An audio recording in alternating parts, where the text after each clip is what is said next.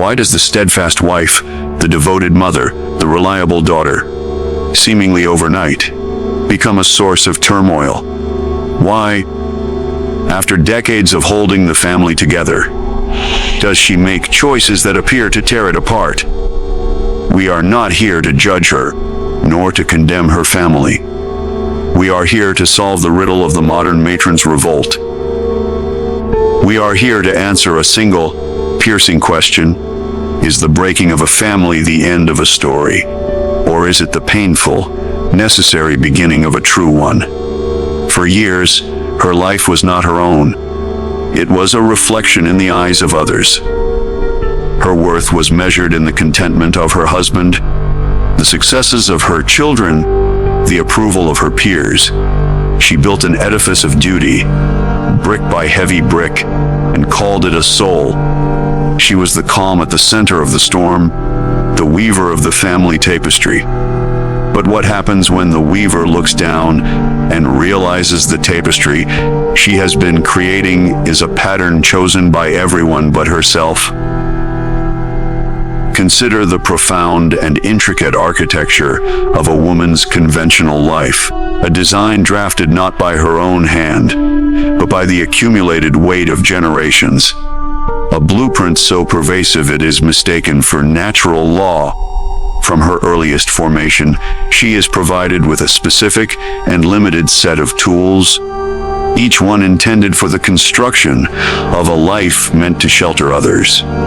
She is given a trowel for the application of grace and accommodation, a level to ensure the perpetual equilibrium of everyone else's emotions, and a delicate brush to paint over the hairline fractures of her own ambition and discontent.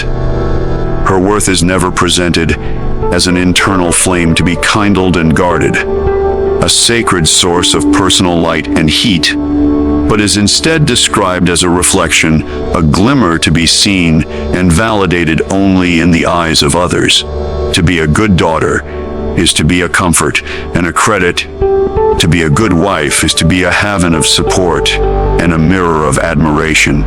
To be a good mother is to be a selfless, ceaseless spring from which others drink, while her own thirst goes unmentioned and unquenched. She is taught, with 1,000 subtle and overt reinforcements, that her identity is a relational force, a satellite whose very light and gravitational purpose are derived entirely from the planets of husband, children, and home that she orbits.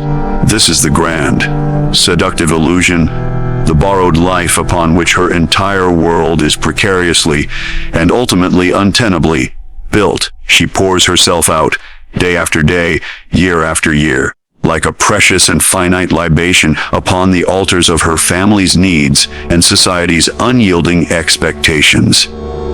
Her own dreams, those restless, hungry, and uniquely personal things, are quietly shelved in the attic of her mind, labeled as indulgences for a later date, a mythical someday that never seems to arrive on the calendar of daily demands. Her mental and emotional energy is spent in the constant absorption and soothing of a husband's professional frustrations, in the relentless fueling of her children's burgeoning ambitions and social lives, and in the meticulous maintenance of the pristine facade of a harmonious and respectable household. Her internal vessel, once brimming with the wild, unformed potential of a unique and sovereign spirit, is slowly, methodically, and praise-worthily drained. The world looks upon this gradual emptying and names it virtue. It praises her sacrifice. It lauds her reliability. It places upon her weary head a crown woven from the brittle straw of obligation and approval. But this hollow praise, this external applause, is merely the sound made for a prisoner who has so beautifully and meticulously decorated her cell, who has arranged the furniture of her confinement so perfectly and made it so comfortable and pleasing for everyone else that they forget she is locked inside, that the walls are not of her own choosing, and that the view from the window is of a life she cannot touch. This life of service becomes a perpetual performance on a stage she did not choose, reciting lines written by the playwrights of tradition and social conformity. The foundation of this entire existence is not the unshakable bedrock of self, knowledge and inner conviction, but the shifting, treacherous sand of external validation and conditional love. For a time, the constant, roaring tide of business, the endless cycle of school runs, meal preparations, social obligations, and domestic management, succeeds in keeping the deeper, more troubling truths of her situation from rising into her conscious awareness. The quiet, whispering, persistent voice of her own soul is effectively drowned out by the din of duty and the noise of necessity. She becomes an expert cartographer of everyone else's emotional landscape, a master of anticipating needs and soothing disruptions, while simultaneously becoming an utter stranger to the vast, unexplored continent of her own heart. She makes the catastrophic error of mistaking the comfort of others for her own contentment, and the smooth, frictionless functioning of the family unit for genuine, personal fulfillment. This is the great and silent deception, the grand bargain presented without negotiation. Trade your inner sovereignty for the security of a defined role. Silence your own voice for the peace of a quiet household.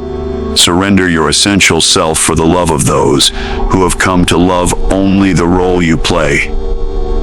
And for a long while, she believes the bargain is fair.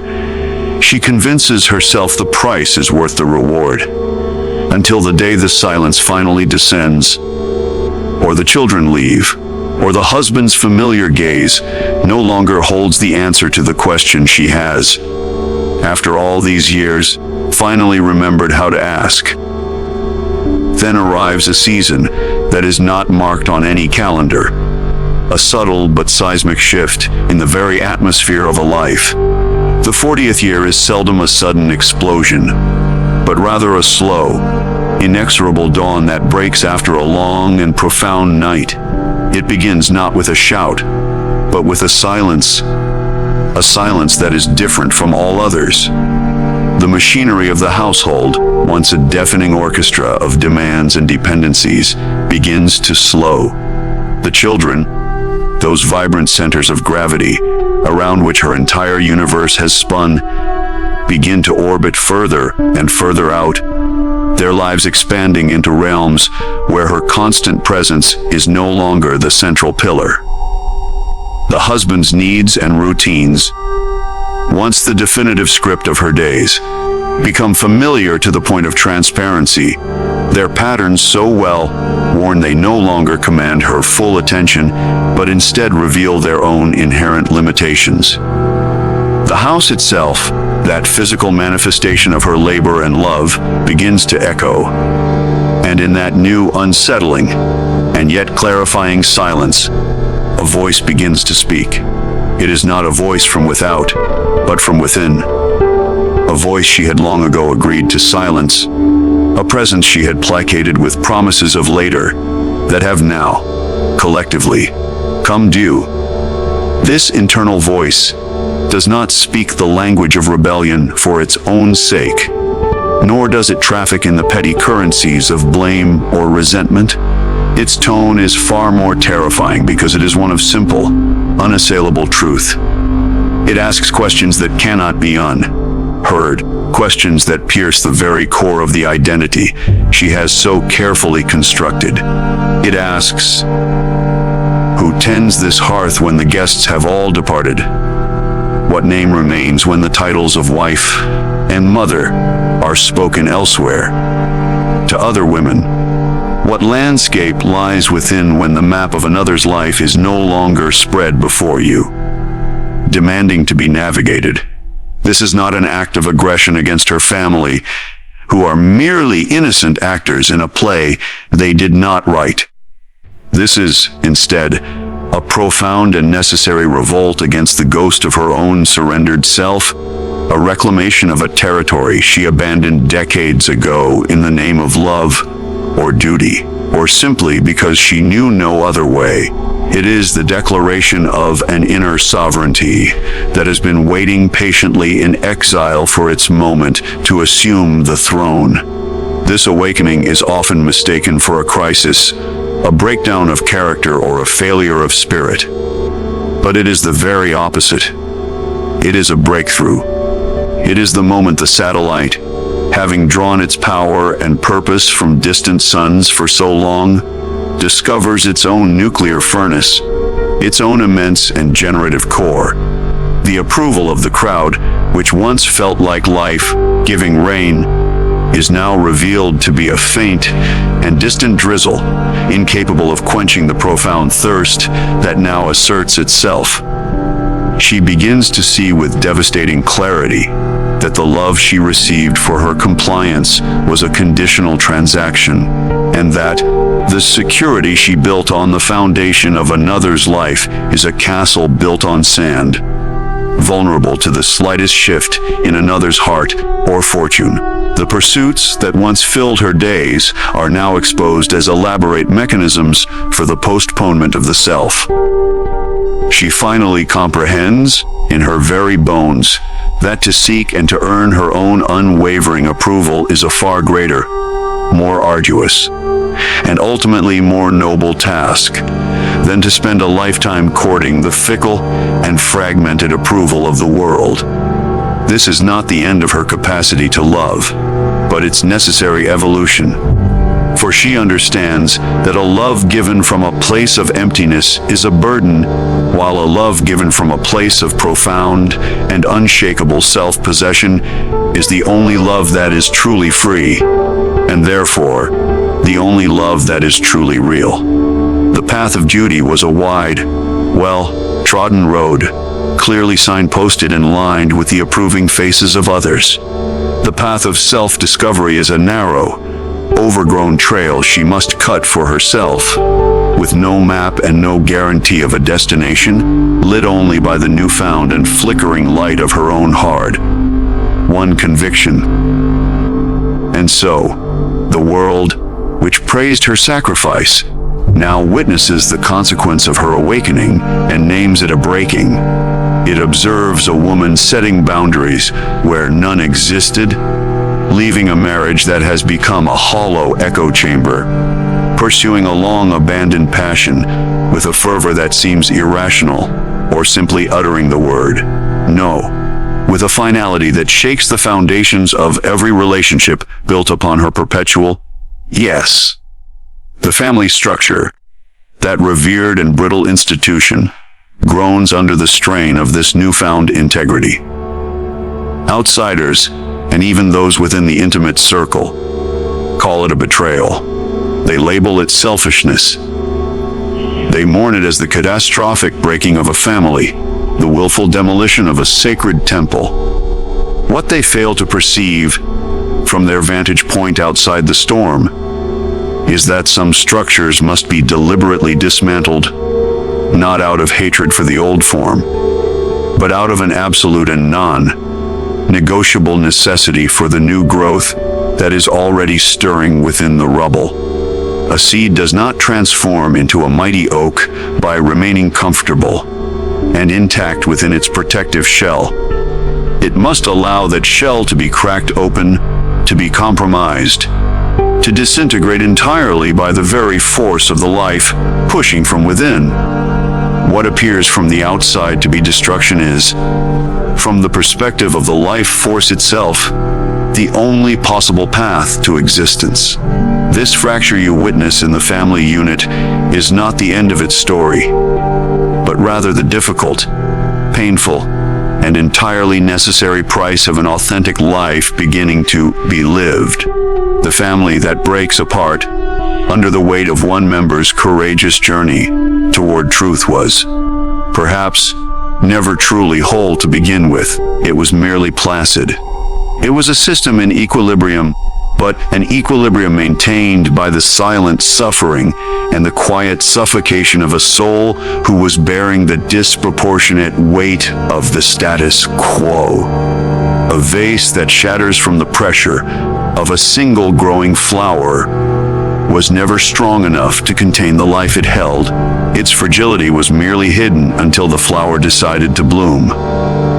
It is a far greater, more honorable thing to have a family structure that honestly breaks under the pressure of genuine growth and self-realization than to maintain an intact one that is built upon a foundation of secrets, resignation, and the slow, spiritual death of its members. The peace that was lost was never true peace.